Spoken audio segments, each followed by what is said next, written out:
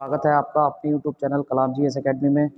प्यारे दोस्तों, आज की इस वीडियो में हम डिस्कस करने जा रहे हैं उत्तराखंड पुलिस 2022 की इस भर्ती के बारे में कि आपका कट ऑफ कितना जा सकता है, साथ ही साथ आप बचे हुए समय में कैसे बेहतर तैयारी करें ताकि आपका एक बेहतर स्कोर बन पाए।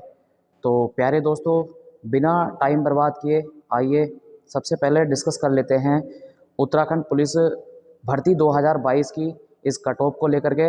साथ में इस वीडियो में मैं आपको एक बेहतर प्लानिंग, एक बेहतर योजना आपको बताने वाला हूं कि आगे रिटर्न की तैयारी आप कैसे करें ताकि एक बेहतर स्कोर आपका बन पाए, जिससे कि आप कम समय में अपना सिलेक्शन निकाल सकें। तो आइए दोस्तों डिस्कस कर लेते हैं सबसे पहले 2022 में कट ऑफ कितना जा सकता है।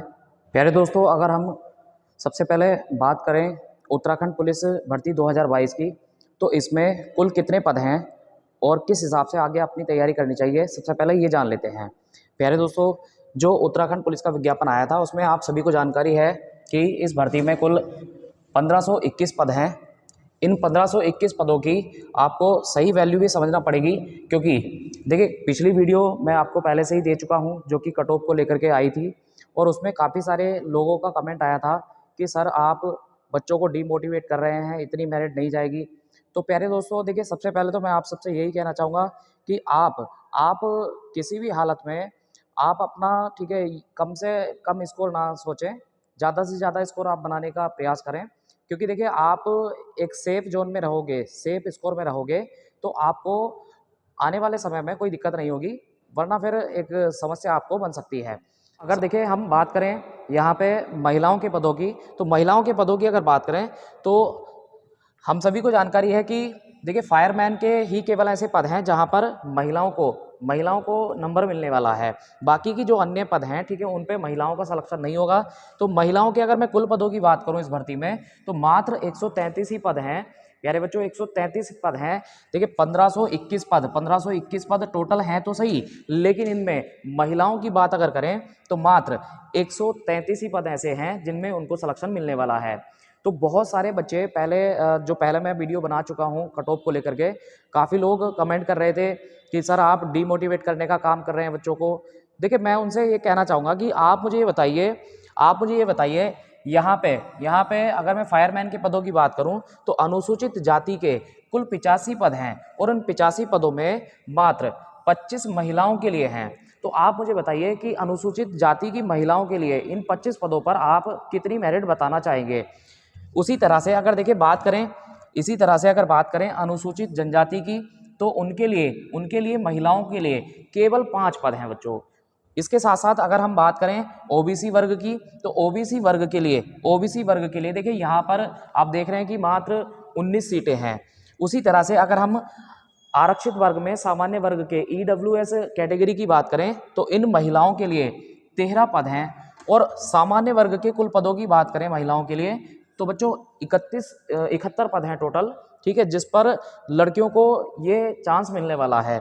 और कुल मिलाकर के आपको कुल 133 पद, 1521 पदों में से कुल 133 ही पद लड़कियों को मिलने वाले हैं। तो दोस्तों देखिए आप देख रहे हैं कि प्रेजेंट टाइम में ठीक है क्या कंडीशन है। देखिए जो भी कट ऑफ आपकी बताई जाती है अनुमानित होती है, और मैं पहले भी आपको ठीक है बता चुका हूँ कि कट ऑफ का केवल एक अनुमान रहता है जो कि सही भी हो सकता है और गलत भी हो सकता है, दोनों ही चीज़ें हो सकती हैं। तो इसीलिए मैं आप सबसे कहना चाहूँगा कि आप सबसे पहले तो देखिए घबराएं ना, बिल्कुल भी घबराएं ना, तसल्लीपूर्वक आप तैयारी करते रहिए। आपके फिजिकल में कितने नंबर हैं उसके हिसाब से आप अपनी योजना बना करके तैयारी करते रहिए।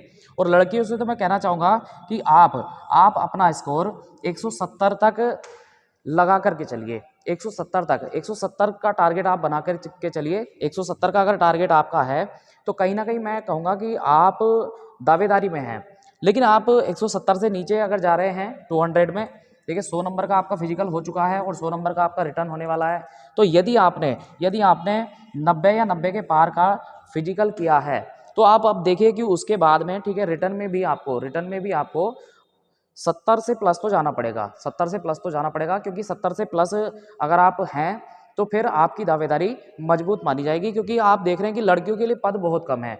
वहीं पे बच्चों अगर मैं पूरी ओवरऑल कट ऑफ की बात करूं तो देखिए लड़कों के लिए 165 स्कोर बनाना पड़ेगा। 165 स्कोर एकदम बिल्कुल सेफ स्कोर होगा आप लोगों के लिए।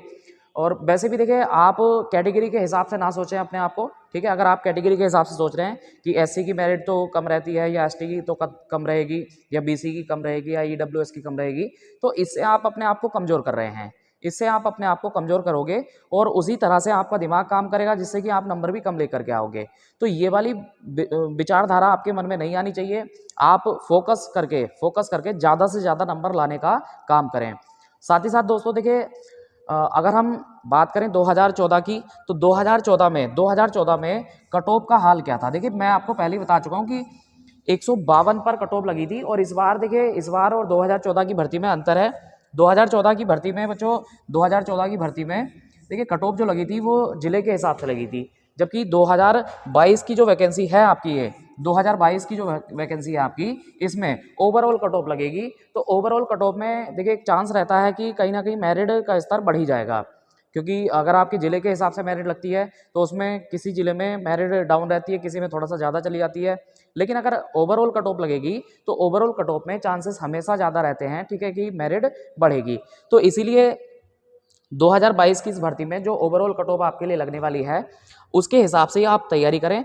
देखिए बच्चों, इसी तरह से 2016 में जो भर्ती आई थी, 2016 में जो भर्ती आई थी महिलाओं कांस्टेबल की, उसमें भी 162 जनरल का कट ऑफ गया था। तो आप इसी को टारगेट मान करके, ठीक है, इसी आधार को टारगेट मान करके अपनी तैयारी करिए। अब देखिए, 2016 में पद भी ज़्यादा थे महिलाओं के, 2016 में पद भी महिलाओं के ज़्यादा थे, तब भी जनरल की जो मेरिट है वो 162 पर चली गई थी। और यहाँ पर हम देख रहे हैं तो मात्र 133 ही पद हैं। तो इसी लिहाज से मैं कह सकता हूँ कि कहीं ना कहीं आपका मेरिट का स्तर जो है 162 तक तो नहीं रहेगा, 162 से हमेशा ऊपर ही जाएगा। इसीलिए मैं आपको सजेशन दे रहा हूँ लड़कियों, खास तौर से आप लोग 170 तक का स्कोर का जरूर सोच के चलिए, क्योंकि इससे कम में आपका सिलेक्शन तो मुझे नहीं लगता कि पॉसिबल हो पाएगा। देखिए, हो जाए तो एक अच्छी बात है, और वैसे भी मैं चाहूँगा कि आप में ज़्यादा से ज़्यादा बच्चों का सिलेक्शन हो। आइए बात कर लेते हैं इसी तरह से आगे की प्लानिंग क्या हो, तैयारी किस हिसाब से करें ताकि आप कम समय में बेहतर नंबर लेकर आ सकते हैं। प्यारे बच्चों, देखिए बचे हुए समय में एक तो देखिए आपके लिए ये जानना बहुत ज़रूरी है कि अब हमें रिटर्न में पढ़ना क्या है और छोड़ना क्या है। क्योंकि अगर ये चीज़ आपको पता है कि हमें ये चीज़ नहीं पढ़नी है, तो फिर रिटर्न आपका आसान बन सकता है। और यदि आप सारे कंटेंट को पढ़ के चलेंगे, कोई भी किताब आप ले रहे हैं उसको अगर लगातार पढ़ के चल रहे हैं, तो कहीं ना कहीं मैं मानता हूँ कि आप दूसरे बच्चों से पीछे रह सकते हैं। देखिए, अगर मैं बात करूँ आपको, ठीक है, रिटर्न की तैयारी की, तो उत्तराखंड की आप अगर बेहतर तैयारी करना चाहते हैं तो प्यारे बच्चों, परीक्षावाणी एक कॉमन किताब है जो कि सभी बच्चों के पास होनी चाहिए। इसके साथ साथ देखिए, मैं सजेस्ट करूंगा आपको BS नेगी की किताब जो वन लाइनर फैक्ट में है, उसको भी आप खरीद लें। वो भी एक अच्छी किताब है उत्तराखंड के दृष्टि से। तो उत्तराखंड GS को मजबूत करने के लिए देखिए, उत्तराखंड GS काफ़ी बड़ा रोल प्ले करेगा बच्चों। कुल मिलाकर के उत्तराखंड GS जो है वो आपकी परीक्षा में 40 नंबर का आने वाला है। और इस 40 नंबर को, ठीक है, बेहतर बनाना ही पड़ेगा आपको। तो कम से कम 2 किताबें आप बचे हुए समय में जरूर निकाल लें। ठीक है, एक तो परीक्षावाणी जो कि बेसिक किताब है, ये सब बच्चों के पास होनी चाहिए। और BS नेगी जो वन लाइनर में है, ठीक है, उसको आप खरीद लें, ये भी एक सही किताब है। इसी तरह से अगर मैं बात करूँ, देखिए रीजनिंग के 5 नंबर होगी, तो रीजनिंग में आपको देखिए जो कोडिंग डिकोडिंग है, ये बहुत नॉर्मल से टॉपिक होते हैं, इसमें ज़्यादातर बच्चे अपना स्कोर कर ही लेते हैं। साथ ही साथ देखिए, जैसे आपका कैलेंडर हो गया, घड़ी हो गया, ये थोड़ा से ठीक ठाक टॉपिक हैं, या आपका सीटिंग अरेंजमेंट, इनको आप पढ़ करके चलिए। इसके अलावा देखिए, बात करें बच्चों GS में कैसे पढ़ाई करें, तो GS के लिए देखिए अब आपके पास लिमिटेड ही टाइम बचा है, और लिमिटेड टाइम में आपको ये जानना बहुत ज़रूरी है कि किस तरह से आगे की प्लानिंग हमारी होनी चाहिए ताकि एक बेहतर स्कोर हम कर पाएँ। तो मैं आपको, ठीक है, सजेस्ट करूँगा यहाँ पर ल्यूसेंट की एक कंबाइंड किताब आती है वन लाइनर वाली, तो उसको आप खरीद लें, ये एक अच्छी किताब रहेगी। और ख़ास तौर से बच्चों देखिए, इसमें आप देखिए साइंस का जो पोर्शन है, काफ़ी बड़ा पोर्शन उसमें होता है। तो आपकी परीक्षा में साइंस का पैटर्न बहुत कम है, साइंस से आपके 4 से 5 ही क्वेश्चन आएंगे। और उसमें भी आप अगर मान लीजिएगा तीनों प्रकार के साइंसों को पढ़ने में बहुत लंबे समय अगर लगा दे रहे हैं, तो एक बड़ी गलती होगी आपकी। तो इसलिए मैं सजेस्ट आपको करूँगा कि आप ज़्यादा से ज़्यादा फोकस करें, जियोलॉजी को पढ़ें, ठीक है। थोड़ा बहुत आप बॉटनी के हिस्से को भी देख सकते हैं, क्योंकि उत्तराखंड एक पर्वतीय क्षेत्र है तो वहाँ पे बॉटनिकल गतिविधियों के बारे में क्वेश्चन आपके बन ही जाते हैं। बाकी इसके बाद देखिए केमिस्ट्री, और अगर आप इसके अलावा फिजिक्स छोड़ भी दे रहे हैं तो कोई दिक्कत वाली बात नहीं, क्योंकि यहाँ से आपका 1 या 2 ही नंबर बनेंगे ज़्यादा से ज़्यादा। लगभग उम्मीद है कि अगर आपका 5 नंबर का साइंस आता है तो 3 नंबर का जो आपके प्रश्न होंगे वो आपके जूलॉजी से बन जाएंगे। प्यारे बच्चों, इसके साथ साथ हिस्ट्री काफ़ी बड़ा रोल प्ले करेगा। हिस्ट्री में आप आधुनिक भारत इतिहास को बहुत अच्छे से पढ़ के चलिए, क्योंकि करीबन 5 से 6 क्वेश्चन आपके आधुनिक भारत इतिहास से ही निकलेंगे। साथ ही साथ इसके ज्योग्राफी में आप देखिए, एक तो वर्ल्ड ज्योग्राफी होता है और एक इंडियन ज्योग्राफी होता है। तो वर्ल्ड ज्योग्राफी को फिलहाल अभी आप बाद में पढ़ लें, पहले आप पूरा फोकस करें इंडियन ज्योग्राफी पे, क्योंकि अगर आपके 5 प्रश्न बने ज्योग्राफी से कुल मिलाकर के, तो इसमें से आपके 3 प्रश्न केवल और केवल इंडियन ज्योग्राफी से बनेंगे।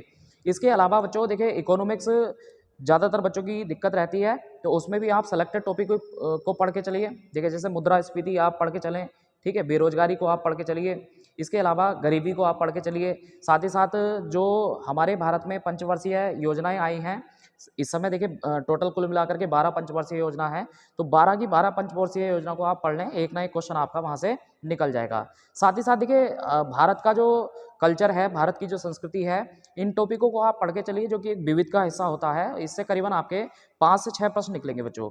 तो कुल मिलाकर के आपका जो 35 क्वेश्चनों का जीएस आना है, उसमें आपकी प्लानिंग इसी तरह की होनी चाहिए, ताकि आप कम समय में पढ़ाई करके एक अच्छा स्कोर अपना बना पाएँ। साथ ही साथ बच्चों, हमारे इस यूट्यूब चैनल पे बहुत जल्दी आपको फ्री ऑफ कॉस्ट क्लासें उपलब्ध होने वाली हैं। तो देखिए, उसमें थोड़ा सा डिले अभी इसीलिए लग रहा है बच्चों, क्योंकि हम मान रहे हैं कि अभी बहुत सारे लोग फिजिकल में परेशान चल रहे हैं।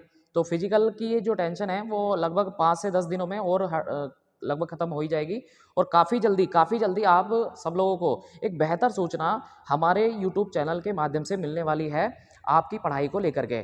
तो बच्चों, अब इंतज़ार आपका बहुत जल्दी समाप्त होने वाला है। देखिए, आपने यदि अगर अभी ये यूट्यूब चैनल सब्सक्राइब नहीं किया है, तो आप हमारे यूट्यूब चैनल कलाम जीएस एकेडमी को सब्सक्राइब कर लें, ताकि आने वाले समय में आपको एक बेहतर कंटेंट इस यूट्यूब चैनल से मिल जाए। प्यारे बच्चों, अगर आपको हमारी मेहनत अच्छी लगती है तो प्लीज़ वीडियो को लाइक करें, वीडियो को अपने दोस्तों के साथ भी शेयर करें, ताकि वो सभी हमारे भाई बहन जो दूर दराज क्षेत्रों में रहते हैं, वो भी अपनी एक बेहतर तैयारी कर पाएँ।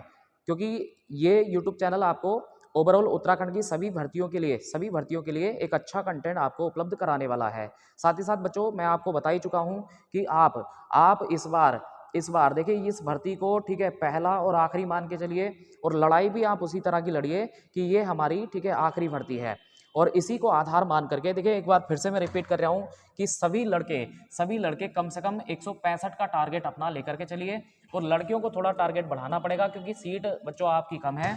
तो 170 टारगेट लड़कियां अपना लेकर के चलिए। प्यारे दोस्तों, इसी के साथ मैं आपसे विदा चाहूँगा। बहुत बहुत धन्यवाद आप सभी लोगों का। जय हिंद, वंदे मातरम।